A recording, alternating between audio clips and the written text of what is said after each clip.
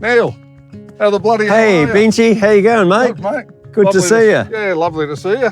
Yeah, Lovely day we got here. Fancy seeing you out amongst the Grevilleas. In my favourite part of the garden with my Grevilleas.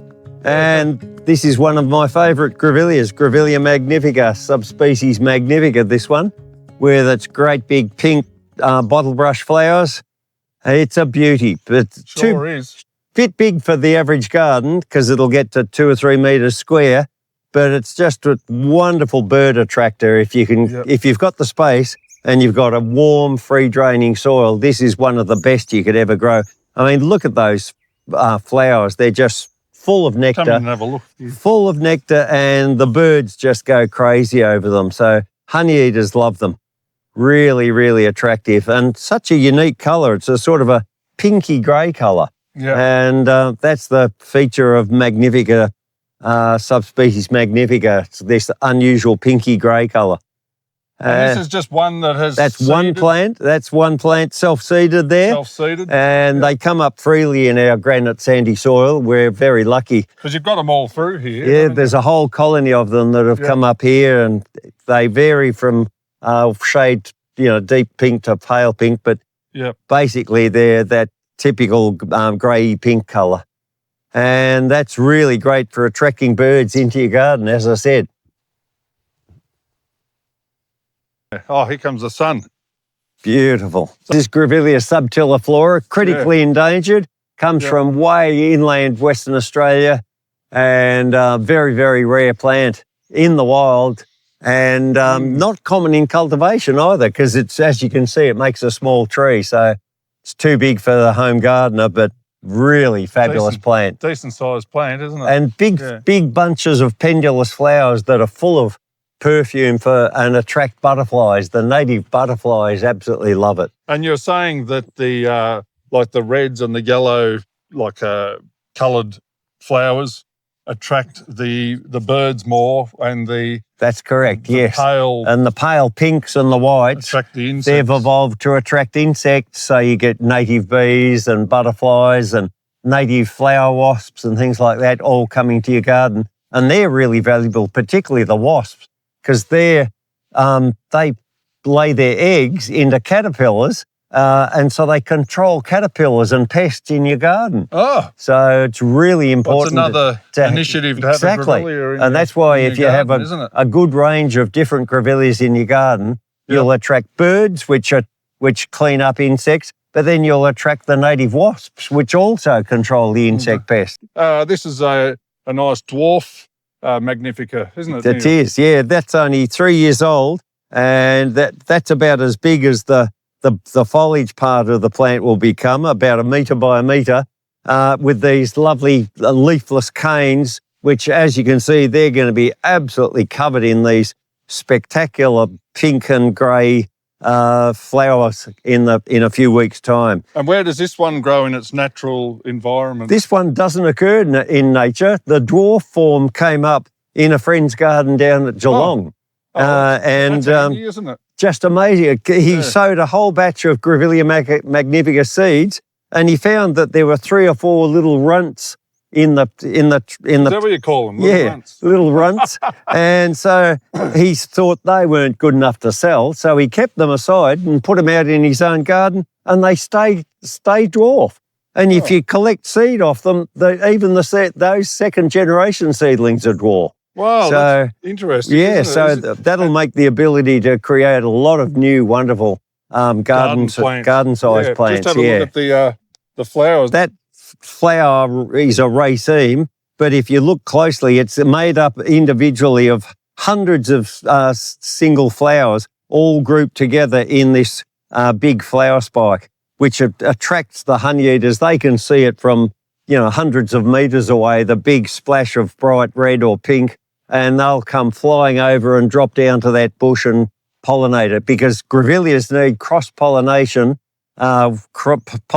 taking the pollen from one plant and then flying on to the next population on the honey eater's feathers. It's quite amazing how the feathers of the honey eaters pick up the pollen and then it goes to the next flower and there transfers the pollen. That's amazing. What about marsupials? And marsupials in Western Australia. Pollen?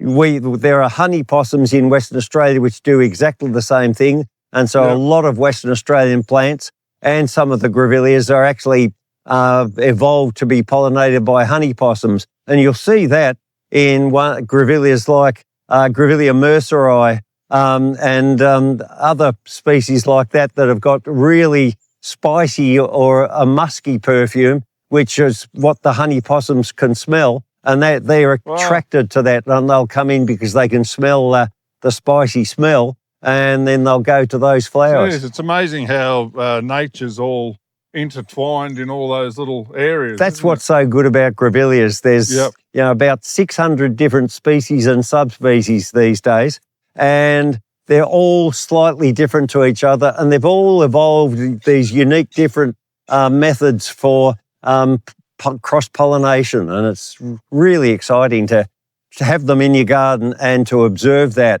in your garden, because the birds we get in our garden here and the native butterflies, the native wasps and so on, it's really, really exciting. How many different species of birds have you counted in here? In our garden here, we've had over 183 different species of birds in our garden, not all coming to the Grevilleas, of course, but you create the habitat and wildlife will come. Yeah, it's just wonderful. Considering this all here used to just be paddocks, didn't it? Yeah, it was bare paddock, full of rabbit warrens and a couple of thousand sheep when I first bought it. Well, and you had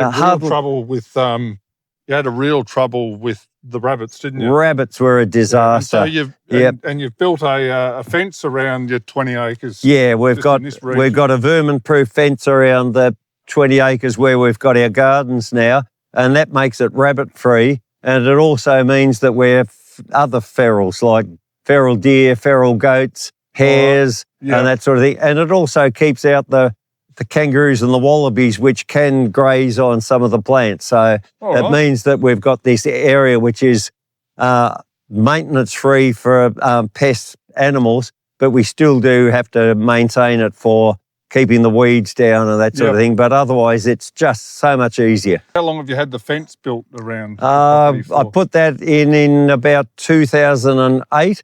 We got burnt out in a bushfire in 2006, and so a couple of years after we started getting the gardens back and going again, we decided we'd put a vermin-proof fence around to protect all of our young plants that were coming back after the bushfires. This is the very rare inland form of Grevillea magnifica that we've named Grevillea magnifica subspecies remota, because it comes from the remote inland areas of WA. We collected this one down southwest of Kalgoorlie in inland Western Australia, and it makes a great big plant about 3 to 4 metres square, growing up in the cracks and in amongst the granite boulders on the isolated peaks where it occurs, and it has these huge flower spikes which can be up to 4 metres in length with very, very bright pink flower spikes. So similar to the Magnifica subspecies Magnifica, but the flowers, because it's coming from an outback arid area, they have to be a lot more flamboyant to attract flocks of honeyeaters travelling through. So you can see the flower buds on it. It's a pity it's not fully in flower. This would be stunning.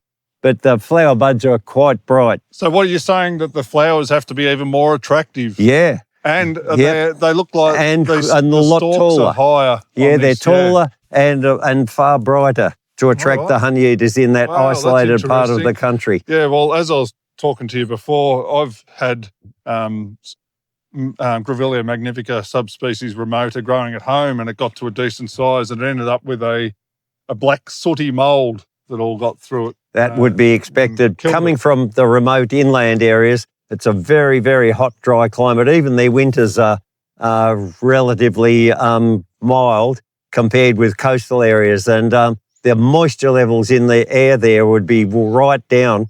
So growing it in coastal areas and sub-coastal areas, you would find that they'd be really prone to sooty mould and things like that. Too much moisture in the air, yes. Yeah. So it likes a really hot, dry spot with very free draining soils. Then it grows so quickly. Again, that's only 3 years old at that fella there, and look at the height of it already. Quite remarkable. Amazing, mate. I trial plants on their own roots as a seedling. I trial them as a cutting grown plant. And now these days, now that the climate is drying out badly, we're finding that grafted plants are the long-term survivors. All right, on to the silky oak. On to silky oak primarily. It's proven itself. It's a rainforest plant from northern New South Wales and Queensland, but it's from inland rainforest pockets, which can become very hot and dry over their warm summer months. And so it's adapted to very wet and very dry. It'll tolerate both extremes. Such an amazing remarkable, tree, isn't it? It's remarkable, yeah. Some of these plants aren't compatible grafting them straight onto Robusta, are they? No, it's, a lot of Grevilleas we're finding now are a lot better if you graft them using an interstock, which is a hardy hybrid such as Bronze Rambler or Royal Mantle or one of those Ivory Whip they're finding is really good as an interstock now.